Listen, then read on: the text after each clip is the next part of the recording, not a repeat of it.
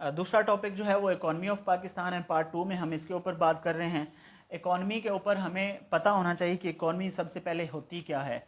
देखिए, अगर इसकी डेफिनेशन को देखा जाए तो इसकी डेफिनेशन वेरी कर सकती है, बट इसकी जो प्रीसाइज और कॉन्साइज डेफिनेशन है वो है production of goods and production and consumption of goods and services. Production and consumption and consumption of goods and services कि कोई स्टेट या कंट्री कितनी गुड्स या कितनी सर्विसेज को प्रोड्यूस कर रहा है और कितनी सर्विसेज को गुड्स और सर्विसेज को कंज्यूम कर रहा है। ठीक है, मसलन एक मुल्क की पैदावार कितनी है और उसके अखराजात कितने हैं, ये कह सकते हैं। तो ये इकोनॉमी की डेफिनेशन है। Again remember, production and consumption of goods and services of a state. ठीक है, इसे हम यूं भी कह सकते हैं कि किसी एक स्टेट की नेट प्रोडक्शन क्या है। ठीक है, इसके अंदर अब कौन कौन सी चीज़ें आ सकती हैं या इकोनॉमी के इंडिकेटर्स कौन से होते हैं, ये तो डेफिनेशन है ना इसकी।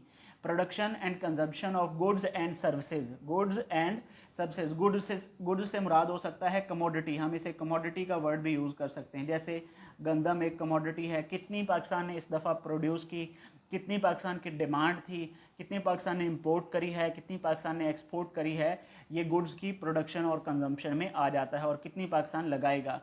इसी तरह सर्विसेज के अंदर जैसे आईटी सेक्टर आ जाता है, आईटी सेक्टर चूँकि सर्विसेज में आता है, यहाँ पे कितनी सर्विसेज प्रोड्यूस पाकिस्तान ने की हैं और कितनी सर्विसेज को कंज्यूम पाकिस्तान ने किया है। क्या पाकिस्तान ने आईटी सेक्टर को इंपोर्ट किया है या पाकिस्तान ने आईटी सेक्टर को एक्सपोर्ट किया है, कितना किया है, ये सारी चीज़ें जो हैं ये इकॉनमी को डिफ़ाइन करती हैं।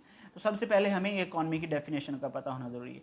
अब वो कौन सी चीज़ें हैं गुड्स और सर्विसेज में, वो कौन सी चीज़ें हैं जो इकॉनमी को डिफ़ाइन करती हैं। मज़ीद आगे अगर चलें तो एक तो प्रोडक्शन को नेट प्रोडक्शन भी कहते हैं, खैर ये एक अलग से बहस है। अच्छा, अब इकॉनमी के अंदर अगली जो चीज़ें हैं जो इसके इंडिकेटर्स हैं उसको इंडिकेटर्स ऑफ इकॉनमी कहा जाता है। कौन कौन सी चीज़ों को देख के हमें पता चलेगा कि फ़लाँ कंट्री की जो इकॉनमी है वो अच्छी है या फ़लाँ कंट्री की इकॉनमी अच्छी नहीं है। ठीक है, तो हमें इसके इंडिकेटर्स का पता होना ज़रूरी है। तो नंबर वन ऑलवेज जीडीपी बहुत ही इंपॉर्टेंट है। वन पेपर के हवाले से जो चीज़ें इसके लिए डिस्कस करने वाली हैं मैं उनके ऊपर बात करूँगा, मैं ज़्यादा एक्सटेंसिव नहीं जाऊँगा। जीडीपी क्या है जी? अच्छा, जीडीपी से मुराद होता है ग्रॉस डोमेस्टिक प्रोडक्ट। ग्रॉस एक नेट डोमेस्टिक प्रोडक्ट होती है और एक ग्रॉस डोमेस्टिक प्रोडक्ट होती है। इससे मुराद के एक कंट्री ने एक साल के अंदर कितनी चीज़ों को ग्रॉसली प्रोड्यूस किया है। ठीक है, ये इंडिकेटर है इसका। और अगर हम पाकिस्तान के हवाले से ये क्वेश्चन पूछ सकता है कि what is the abbreviation of GDP, तो हमें पता होना चाहिए ग्रॉस डोमेस्टिक प्रोडक्ट। ठीक है, दूसरा वो पाकिस्तान की स्टैंडिंग को पूछ सकता है कि वर्ल्ड इकोनॉमी के अंदर पाकिस्तान की स्टैंडिंग क्या है। हमें कैसे पता चलेगा कि पाकिस्तान की स्टैंडिंग क्या है वर्ल्ड इकोनॉमी के अंदर? तो ये कुछ रिपोर्ट्स हैं, जैसे सबसे अथेंटिक जो है वो इकोनॉमिक सर्वे ऑफ पाकिस्तान है। ये हर साल मई जून जुलाई इनमें से किसी मंथ के अंदर गवर्नमेंट पब्लिश करती है, और ये ऑफिशियल वेबसाइट के ऊपर ministry of finance and division की ऑफिशियल वेबसाइट के ऊपर आता है इकोनॉमिक सर्वे ऑफ पाकिस्तान। और ये एक फिस्कल ईयर का होता है, फिस्कल ईयर FY। अब फिस्कल ईयर क्या है? देखें, एक कैलेंडर ईयर होता है, कैलेंडर ईयर जो कि 1 जनवरी से शुरू होता है। चूँकि ये इकॉनमी से रिलेटेड टर्म्स हैं तो we must know them. Calendar year होता है हमारा जो 1 जनवरी से स्टार्ट होता है, 30 दिसंबर को एंड होता है। एक फिस्कल ईयर होता है, फाइनेंशियल ईयर नहीं, फिस्कल ईयर। इसको फिस्कल का मतलब वैसे फाइनेंशियल ही होता है, लेकिन इसकी एब्रीवेशन है फाइनेंशियल ईयर। तो फाइनेंशियल ईयर 1 जुलाई से शुरू होता है और 30 जून तक जाता है। 30 जून को क्लोजिंग हो जाती है बैंक्स वगैरह की और 1 जुलाई को उनकी एक्टिविटीज स्टार्ट होती हैं। 30 जून को उन्होंने हिसाब लगाना होता है कि हमारे कंट्री के जो फाइनेंस है वो किस हद तक, प्रोडक्शन कितनी रही, कंजम्पशन कितनी रही, सिंपल अगर वर्ड्स में ये लें तो हर साल ये जारी होता है और एक फिस्कल ईयर का जारी होता है। और फिस्कल ईयर हमेशा आप जिस साल में 30 जून होगा उस साल से काउंट किया जाता है। जैसे जो करंट फिस्कल ईयर है, जो इस वक्त का मौजूदा फिस्कल ईयर है, चूँकि इस वक्त 30 जून 2023 में ख़त्म होगा, तो इस वक्त जब का जो करंट फिस्कल ईयर है वो 2023 है, 2023, और इसको लिखा ऐसे जाता है 2022-2023। ये करंट फिस्कल ईयर चल रहा है, मतलब 2022 का 1 जुलाई और 2023 का 30 जून, ये करंट फिस्कल ईयर हमारा चल रहा है। ये भी क्वेश्चन पूछा जाता है कि फिजिकल ईयर कब स्टार्ट होता है और फिजिकल ईयर कब कंक्लूड होता है, तो 1 जुलाई से 30 जून तक। तो ग्रॉस डोमेस्टिक प्रोडक्ट कितनी है स्टेट की, ये हमें कहाँ से पता चलता है? सबसे पहली चीज़ जो इसका रिसोर्स है वो है इकोनॉमिक सर्वे ऑफ पाकिस्तान। इसको मैं यूँ लिखता हूँ सोर्सेज, ठीक है, सोर्सेज टू नो जीडीपी आपने याद रखना है। दूसरा, वर्ल्ड बैंक रिपोर्ट्स जारी करता है, वर्ल्ड बैंक्स, और वर्ल्ड बैंक जो रिपोर्ट्स जारी करता है वो क्वार्टरली करता है, ठीक है। साल को 3 क्वार्टर्स में डिवाइड करते हैं और उन क्वार्टर्स की बेस पे, मतलब हर 3 माह बाद, हर 4 माह बाद वर्ल्ड बैंक पूरी दुनिया की ग्लोबल आउटलुक, इकोनॉमिक आउटलुक जो है, इकोनॉमिक आउटलुक, आउटलुक का वर्ड ये इकॉनमी के साथ जुड़ा होता है अक्सर वर्ड, इकोनॉमिक आउटलुक के ऊपर वर्ल्ड बैंक रिपोर्ट जारी करता है जिसमें बताता है कि इन 3 या 4 मंथ के अंदर ये कंट्री के अंदर इकोनॉमी के क्या हालात रहे हैं, ठीक है। और इन रिपोर्ट्स के अंदर ये सारी चीज़ें डिस्कस की जाती हैं। इंडिकेटर्स इकोनॉमी के, ये हैं इंडिकेटर्स इकोनॉमी के, ये डिस्कस किए जाते हैं। इनमें से सबसे पहले हमारे पास जीडीपी है। वर्ल्ड बैंक के अलावा फिर आईएमएफ है, चूँकि आईएमएफ ने बेल आउट प्रोग्राम्स करना होते हैं और आईएमएफ इसलिए जो वर्ल्ड की इकोनॉमी है उसके ऊपर गहरी निगाह रखे होता है, तो ये भी अपनी रिपोर्ट्स जो हैं वो time to time, year on year basis, monthly basis जारी करता रहता है, ठीक हो गया जी। और आईएमएफ के अलावा एक और बहुत बड़ा फोरम है जिसे वर्ल्ड इकोनॉमिक फोरम कहा जाता है, वर्ल्ड इकोनॉमिक। अब ये यहाँ पे जीके के हम डिस्कस कर रहे हैं करंट अफेयर्स, और ये जीके के हवाले से बातें भी इंपॉर्टेंट बनती जा रही हैं। वो पूछता है कि वर्ल्ड बैंक का हेडक्वार्टर कहाँ पे है, वो पूछता है आईएमएफ का हेडक्वार्टर कहाँ पे है, वो पूछता है वर्ल्ड इकोनॉमिक फोरम का कहाँ पे है हेडक्वार्टर, और ये इंस्टीट्यूशंस कब बने। तो हमें इन चीज़ों का भी आइडिया होना चाहिए। जो वर्ल्ड इकोनॉमिक फोरम है इसका हेडक्वार्टर कौन सा है, तो हमें, चूँकि ये हमारा रेलेवेंट है इसलिए हमें ये भी याद रखना चाहिए। वर्ल्ड इकोनॉमिक फोरम जो है इसका हेडक्वार्टर स्विट्ज़रलैंड में है, और स्विट्ज़रलैंड के अंदर जो डेवोस एक स्टेट है, इसके कंट्री है, इसके स्पेलिंग किस तरह के हैं, इस तरह कुछ स्पेलिंग है, यहाँ पे वर्ल्ड इकोनॉमिक फोरम का हेडक्वार्टर है। और अगर हम आईएमएफ के हेडक्वार्टर की बात करें तो वो वाशिंगटन डीसी के अंदर है।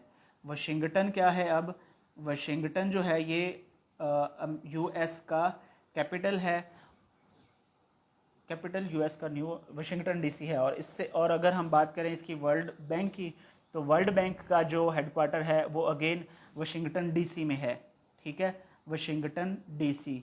और फिर हमारे पास रह जाता है एक और फोरम रह जाता है जो इकॉनमी के ऊपर, वर्ल्ड इकोनॉमीज़ के ऊपर जो है रिपोर्ट्स पब्लिश करता है। ये रिपोर्ट्स इसलिए पब्लिश करते हैं कि ये वो सारे इदारे हैं जिनका किसी भी कंट्री की किसी भी स्टेट की इकॉनमी के साथ, पॉलिटिक्स के साथ डायरेक्ट रिलेशन होता है। पॉलिटिक्स और जो इकॉनमी है ये दोनों हैंड इन हैंड चलते हैं, दोनों का एक दूसरे के साथ गहरा ताल्लुक होता है। पॉलिटिक्स डिसाइड करता है कि किसी एक स्टेट की इकॉनमी कैसे होगी, इकॉनमी डिसाइड करती है कि किसी एक स्टेट की पॉलिटिक्स किस तरह की होगी। तो जितनी भी पॉलिटिकल ऑर्गेनाइजेशंस हैं या इकोनॉमिक या फाइनेंशियल ऑर्गेनाइजेशंस हैं, जैसे कि मैंने ये नाम लिखे हैं, तो ये प्रेडिक्ट करते रहते हैं, इनके एनालिस्ट होते हैं और ये इकॉनमी के ऊपर काम करते रहते हैं।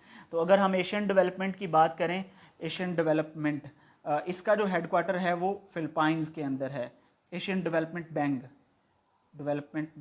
फिलिपाइंस ऐसे ही लिखा जाता है, फिलिपाइंस के अंदर इनका जो है वो हेडक्वार्टर पाया जाता है, ठीक हो गया जी। ओके, तो ये तो रिसोर्सेज थे या वो सोर्सेज थे जो हमें ये बताते हैं कि किसी भी एक कंट्री की जो इकोनॉमिक आउटलुक है या जीडीपी है या इंडिकेटर्स हैं वो कितने हैं। जैसे कि जीडीपी है, अब अगर हम इकोनॉमिक सर्वे ऑफ पाकिस्तान, हमारे लिए official economic survey of Pakistan होगा। अगर हम इकोनॉमिक सर्वे ऑफ पाकिस्तान की बात करें तो जो पाकिस्तान की जीडीपी है, करंट जीडीपी ऑफ पाकिस्तान, अगर हम 2022 की बात करें, 2022 की वो $376 बिलियन है, $376 बिलियन, US बिलियन डॉलर्स में आएगा। ये 2022 के हवाले से है।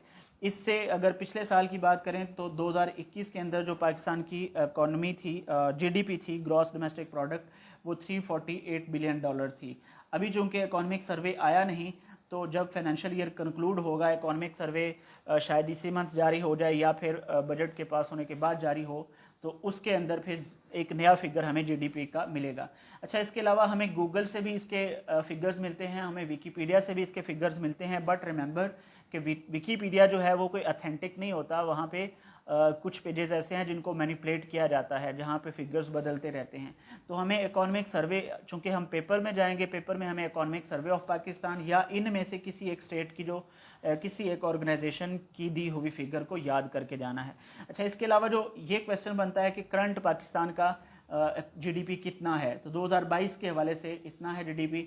और एक फिर और क्वेश्चन बनता है जीडीपी के हवाले से, वो क्या है कि पाकिस्तान की जीडीपी की स्टैंडिंग क्या है इस वक्त। पाकिस्तान की जीडीपी है, इसकी स्टैंडिंग इस वक्त क्या है वर्ल्ड के अंदर। तो हमें याद रखना है ये जो जीडीपी है ना, इसको दो तरह से मेजर किया जाता है। एक इसको नॉमिनली मेजर किया जाता है, तो नॉमिनली इसकी जो स्टैंडिंग है ये पेपर्स के अंदर आती है। जो नॉमिनल जीडीपी की स्टैंडिंग है पाकिस्तान की, वो 42nd है। ठीक है, 42nd, ये हमें याद रखना है। ओके हो गया जी। ये बड़ा ही एक इम्पॉर्टेंट पॉइंट है कि पाकिस्तान की जीडीपी की इस वक्त स्टैंडिंग क्या है। तो nominal GDP of Pakistan stands at the position of 42nd, ठीक, 42nd पोजीशन पे खड़ी है। ठीक हो गया जी। ओके, इसके अलावा अब हम आगे जिन चीज़ों पे बात करेंगे, जीडीपी के इंडिकेटर्स जो हैं वो आ जाएंगे। एक पर कैपिटा इनकम आ जाता है जीडीपी के इंडिकेटर्स में, पर कैपिटा इनकम। सही हो गया जी। रैंकिंग, एक जीडीपी एक नॉमिनल रैंकिंग होती है और एक ट्रिपल पी रैंकिंग होती है, जिसको हम बोलते हैं पॉपुलेशन पैरिटी, इस तरह से इसको बोलते हैं। इसकी जो है स्टैंडिंग वो पाकिस्तान की 24th है, ट्रिपल पी 24th। एक नॉमिनल जीडीपी होता है और एक ट्रिपल पी जीडीपी जो कि 24th होता है। फिर इसके बाद एक और क्वेश्चन होता है जीडीपी ग्रोथ, कि जीडीपी ग्रोथ कितना है। अगर हम इसको करंटली देखें तो ये कल परसों ही अभी कुछ फिगर्स जारी हुए हैं वर्ल्ड बैंक के, जिसके मुताबिक पाकिस्तान की जो करंट जीडीपी ग्रोथ रेट है वो 43 है, और ये कम होके 0.6 तक आ जाएगी इस ईयर, बहुत कम होके आ जाएगी। जीडीपी ग्रोथ 43 थी 2002 के तहत, और ये कम हो जाएगा 2023 के अंदर, बहुत ज़्यादा कम हो जाएगा। इसके बाद जो फिगर्स हैं इंडिकेटर्स में, वो हमारे पास एक और चीज़ बड़ी इंपॉर्टेंट है, इन्फ्लेशन रेट आ जाता है कि इन्फ्लेशन रेट कितना है इस स्टेट का। तो पाकिस्तान का जो करंट इन्फ्लेशन रेट है वो बहुत ही ज़्यादा हो चुका है। अगर हम बात करें 2022 की, तो वो 2022 में ये तकरीबन 11.9% था। इकोनॉमिक सर्वे के मुताबिक 11.9% समथिंग था। और अगर हम इस मार्च की बात करें, अभी रिसेंटली मैंने कल परसों एक रिपोर्ट पढ़ी है वर्ल्ड बैंक की, तो मार्च 2023 में जो पाकिस्तान का इन्फ्लेशन रेट है ये सर्ज होकर, मतलब बढ़ के, ये 35% तक चला गया है। कुछ ऑर्गेनाइजेशन इसको 31% लिख रही हैं, कुछ 21% लिख रही हैं।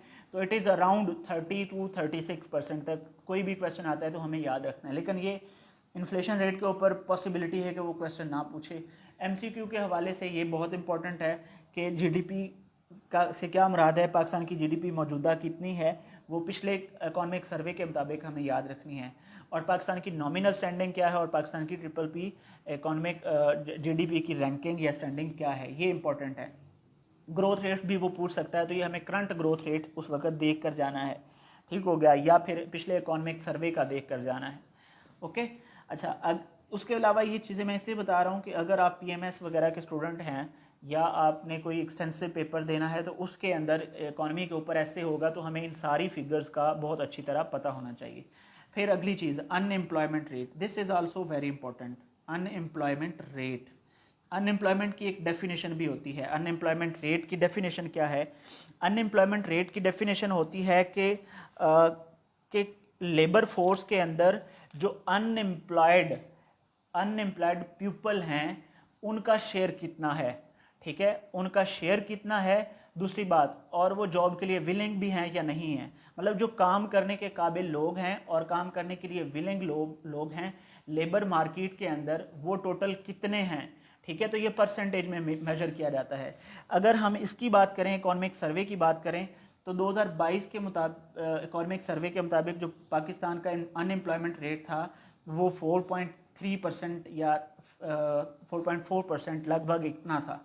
और अगर हम करंट फिगर्स की बात करें, वर्ल्ड बैंक के मुताबिक, जो वर्ल्ड बैंक की फिगर्स है इनकी बात करूं, तो 2023 में, मार्च 2023 और अप्रैल 2023 की एक रिपोर्ट है, उसके मुताबिक जो पाकिस्तान का अनएम्प्लॉयमेंट रेट है वो 6.40% या 6.4% इंक्रीज हो चुका है। And it is expected that कि एक साल बाद ये इंक्रीज होकर, मतलब 2024 में एक्सपेक्टेशन है, एक एक्सपेक्टेड फिगर भी होते हैं, याद रखिएगा इकोनॉमी के अंदर। तो ये एक्सपेक्टेड है कि 2024 के अंदर जो पाकिस्तान का करंट जो अनएम्प्लॉयमेंट रेट है वो ऑलमोस्ट 8.5 के करीब चला जाएगा, इतना हो जाएगा, मतलब और लोग ज़्यादा, 8.5% ऑफ टोटल पॉपुलेशन, ठीक है। तो इतने लोग जो हैं वो अनएम्प्लॉयड हो जाएंगे, ठीक हो गया। अच्छा, इसमें से यूथ जो है 12 से 24 साल की एज जो है, इसको यूथ कहा जाता है, इसमें सबसे ज़्यादा जो अनएम्प्लॉयमेंट है वो पाई जाती है।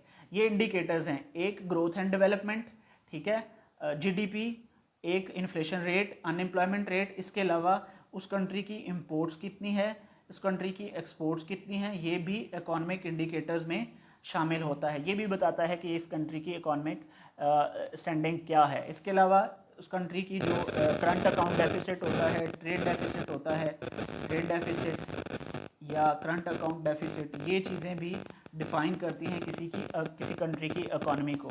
और इसके अलावा एक और फिगर होती है जिसे हम पब्लिक डेट कहते हैं, और ये भी जीडीपी के परसेंटेज ऑफ जीडीपी में मेजर किया जाता है।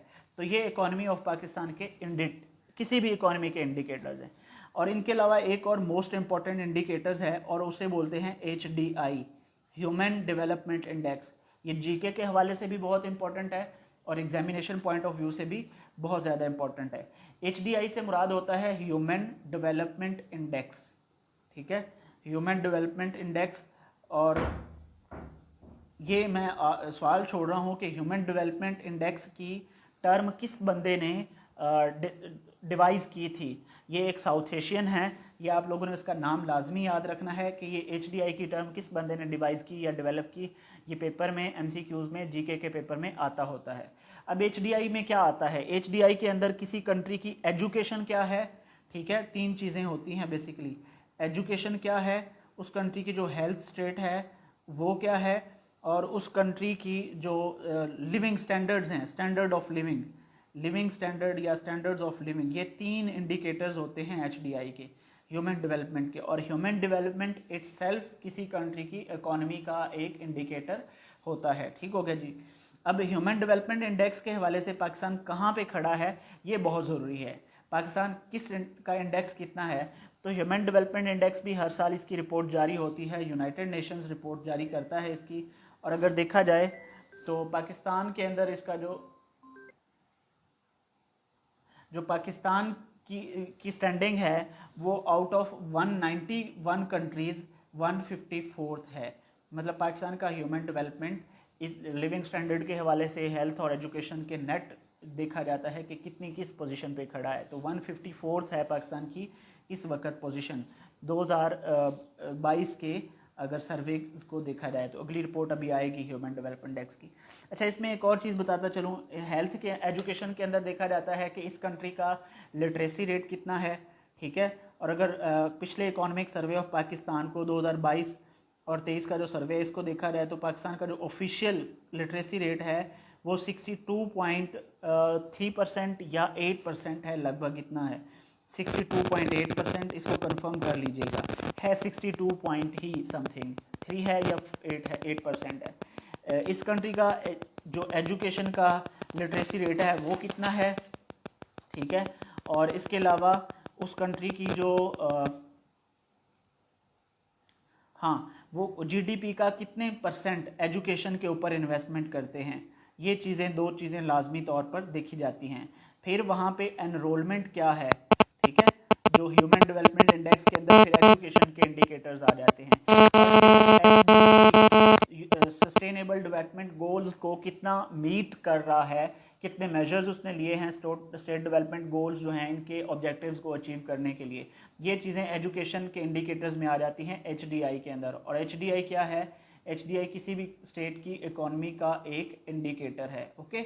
अच्छा, उसके बाद अगर हेल्थ की बात की जाए तो हेल्थ में वो देखता है कि लाइफ एक्सपेक्टेंसी कितनी है, जीडीपी का कितने % खर्च हो रहा है हेल्थ के ऊपर, और बर्थ रेट क्या है उस कंट्री का, पॉपुलेशन ग्रोथ रेट क्या है उस कंट्री का, ये चीज़ें हेल्थ इंडिकेटर्स में आ जाती हैं।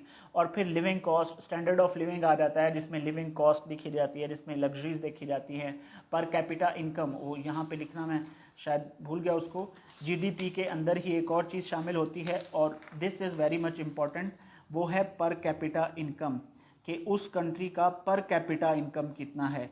तो अगर हम पिछले इकोनॉमिक सर्वे के फिगर्स को देखें 2022 के फिजिकल ईयर के, तो पाकिस्तान का जो ये ग्रोथ पर कैपिटा इनकम है वो करीब 1446 डॉलर के करीब है, $1446, और उससे एक साल पहले ये 1600 समथिंग था।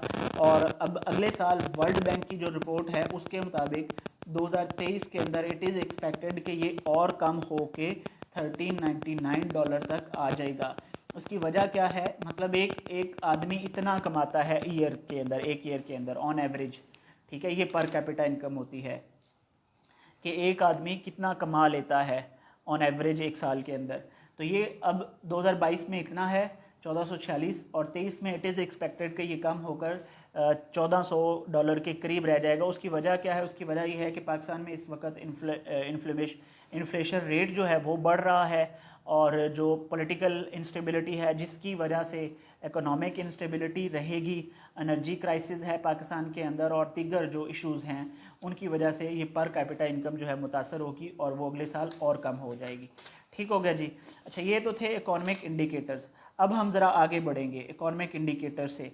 अब जो इकॉनमी ऑफ पाकिस्तान या किसी भी स्टेट की इकॉनमी है उसके अंदर कुछ इश्यूज़ भी तो होते हैं ना, कि ये जो ह्यूमन डेवलपमेंट इंडेक्स है इसमें पाकिस्तान क्यों गिर रहा है, पाकिस्तान एजुकेशन में क्यों नीचे आ रहा है, पाकिस्तान का जीडीपी क्यों कम हो रहा है, बढ़ना चाहिए था, पाकिस्तान का ट्रेड क्यों कम हो रहा है, पाकिस्तान की जो, हाँ एक और चीज़ भी यहाँ पे जिक्र करना बहुत ज़रूरी थी, पॉवर्टी लाइन।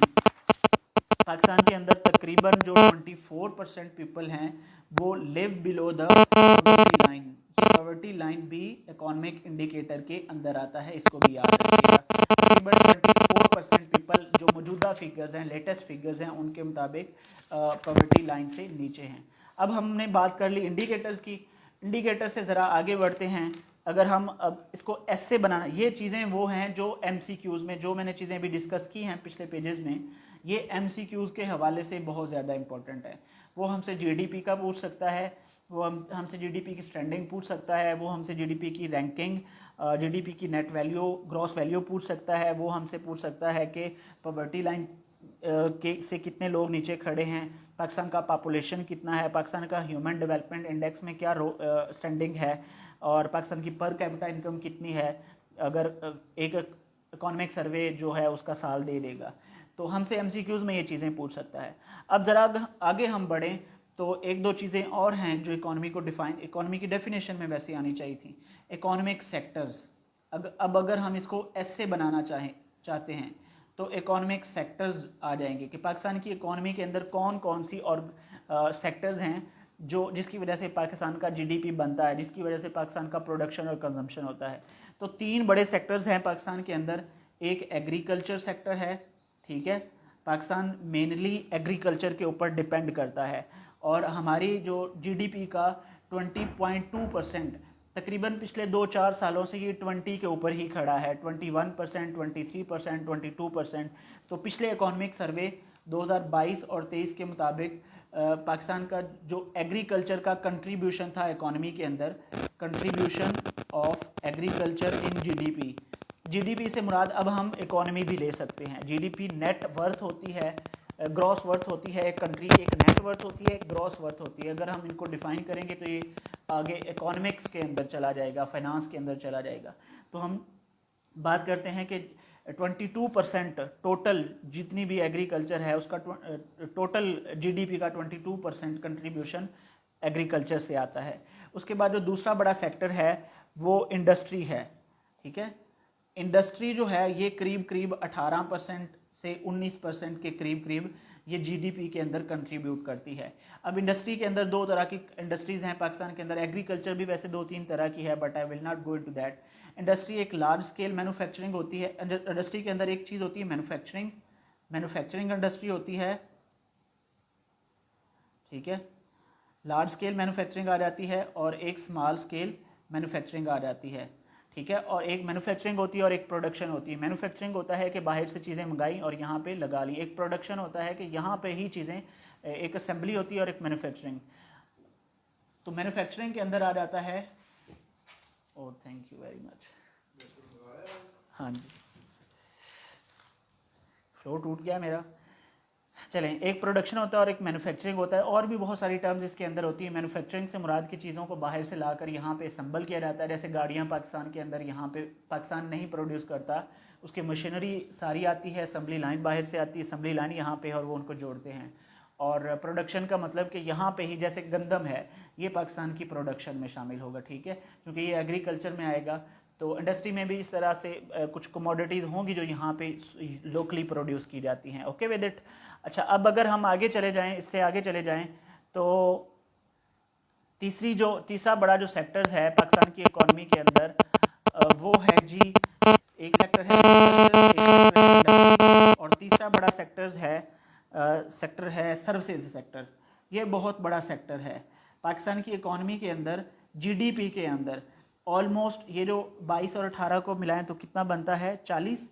बाकी जो सारा कुछ बचता है ना, 58% से लेके 60%, ये पिछले फिगर साल के इतने हैं, 58% या 59। Next time I will try कि मैं एग्जैक्ट फिगर्स लेकर यहाँ पे बैठूँ। तो हमें राउंड अबाउट फिगर्स भी याद रखना होते हैं। कोई नहीं, अगर ये 58.7 है तो हम इसको 58 या 59 भी कर सकते हैं। तो 58 से 59% जो बाकी बचता है 100 में से, वो बाकी हिस्सा सर्विसेज कंट्रीब्यूट करती हैं। तो पाकिस्तान के इकोनॉमिक सेक्टर्स इस वक्त 3 हैं, उनमें से सबसे बड़ा सेक्टर सर्विसेज है। सर्विसेज जीडीपी के अंदर 58% कंट्रीब्यूट करता है। दूसरा बड़ा सेक्टर एग्रीकल्चर है और तीसरा बड़ा सेक्टर इंडस्ट्री है। एग्रीकल्चर को मैं इसलिए सबसे बड़ा सेक्टर कह रहा हूँ कि हमारी पॉपुलेशन का जो लेबर फोर्स है उसका ज़्यादातर हिस्सा, अगर हम लेबर फोर्स के फिगर्स देखें ना कि इनमें लेबर्स कितनी कितनी लगती है, ये तो इनकी जीडीपी के अंदर कंट्रीब्यूशन है ना, कि कितना माल लेकर ये आते हैं, कितने बिलियन डॉलर्स इन्होंने कंट्रीब्यूट किए, बिलियन डॉलर्स में जीडीपी की बात होती है। तो अगर हम लेबर फोर्स की देखें तो एग्रीकल्चर जो है ये सबसे ज़्यादा लेबर फोर्स कंट्रीब्यूट करती है। ओके विद इट जी, ये हमारा दूसरा इसका हो गया इकॉनमी ऑफ पाकिस्तान के अंदर। पहले हमने इकोनॉमिक इंडिकेटर्स पढ़े और दूसरे नंबर पे हमने बात की इसकी इकोनॉमिक सेक्टर्स कौन कौन से हैं। ये मैं इनको नोट कर लेता हूँ। ये इकोनॉमिक सेक्टर दूसरे नंबर पे, फिर हमारे आ जाते हैं इकोनॉमिक इंडिकेटर्स पहले नंबर पे। अब तीसरी चीज़ आ जाती है, अब आगे थोड़ा सा बढ़ते हैं, टॉपिक को थोड़ा सा एक्सटेंसिव बनाते हैं।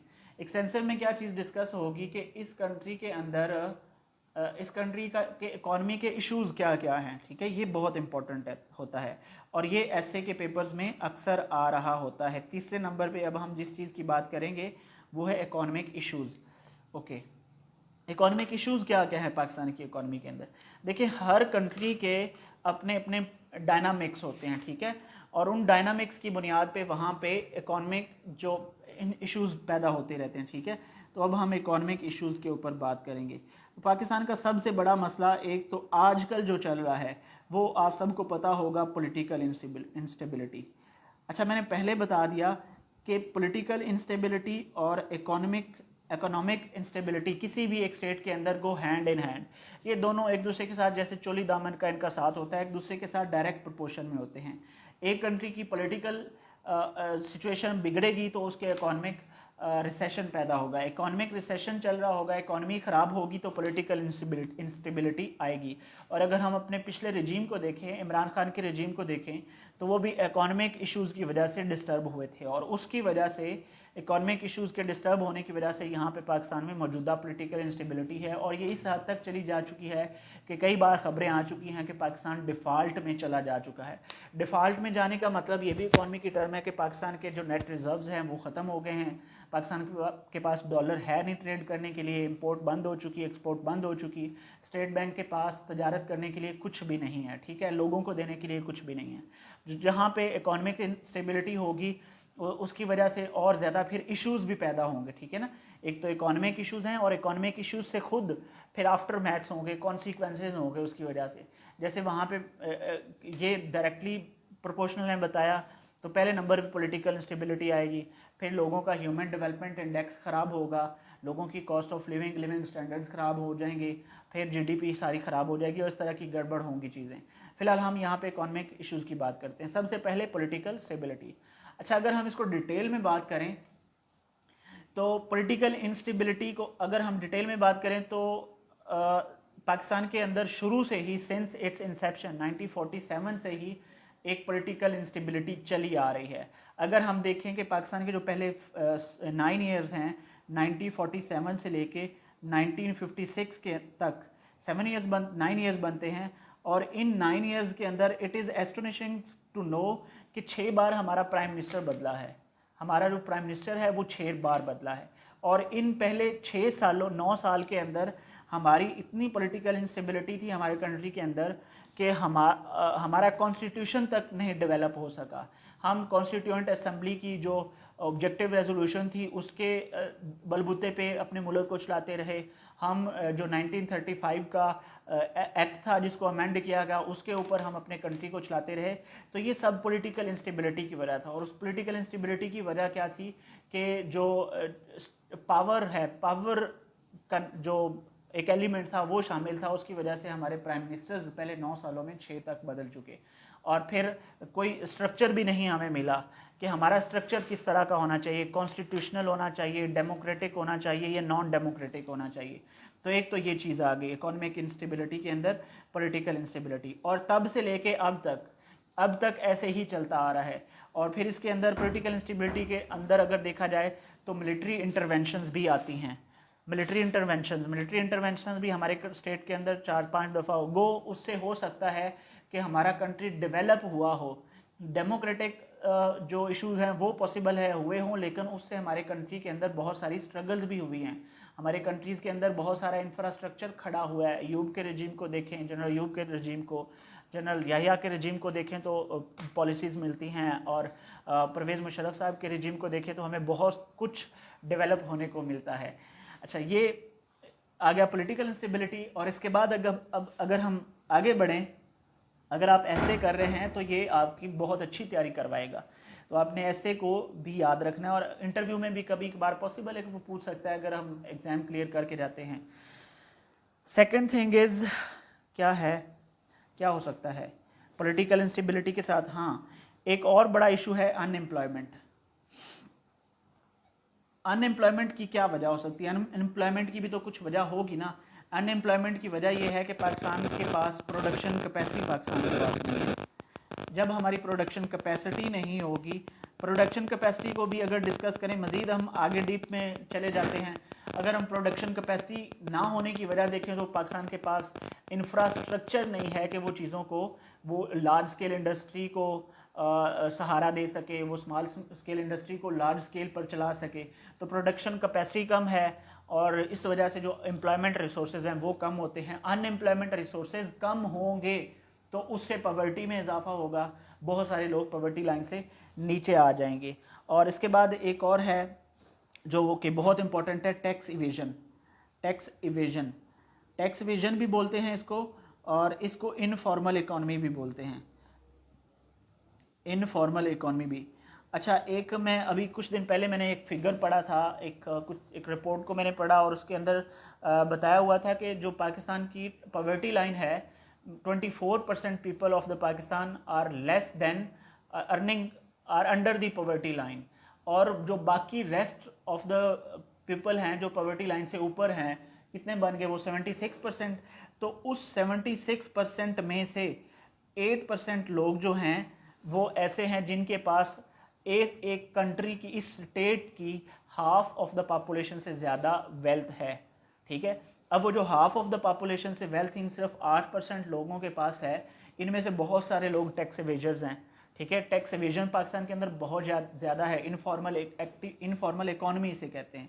इनफॉर्मल इकॉनमी से मुराद है कि पाकिस्तान के अंदर बहुत सारी ऑर्गेनाइजेशंस, बिजनेस ऑर्गेनाइजेशंस रजिस्टर्ड नहीं है, और अगर वो रजिस्टर्ड नहीं है तो वो टैक्स नहीं देती, वो टैक्स एवेजन करती हैं, टैक्स चोरी होता है पाकिस्तान के अंदर। अगर टैक्स होता भी है तो फॉर्मली वो एफबीआर के रिजर्व्स में नहीं जाता, वो इनफॉर्मली एफबीआर के रिजर्व्स में जाता है, and we all know that कि वो किस तरह से जाता है। तो टैक्स इवेजन जो है, जो इनफॉर्मल इकोनॉमी है, हमारी इकोनॉमिक इश्यूज़ के जीडीपी को बेहतर ना बनाने में इसका भी बहुत बड़ा रोल है। देखिए टैक्स क्या होता है, हमारा जो बजट बनता है सालाना, ये भी चूंकि याद रख लेते हैं, जो पाकिस्तान का इस साल का बजट है वो 9.4 ट्रिलियन है।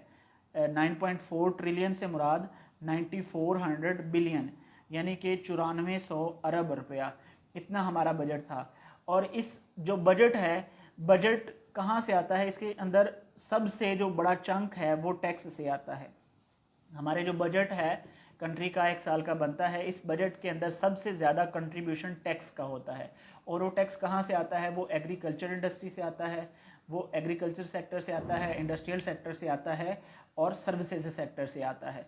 तो इनसे अगर टैक्स जितना ज़्यादा कलेक्ट होगा उतना ज़्यादा बजट अच्छा बनेगा।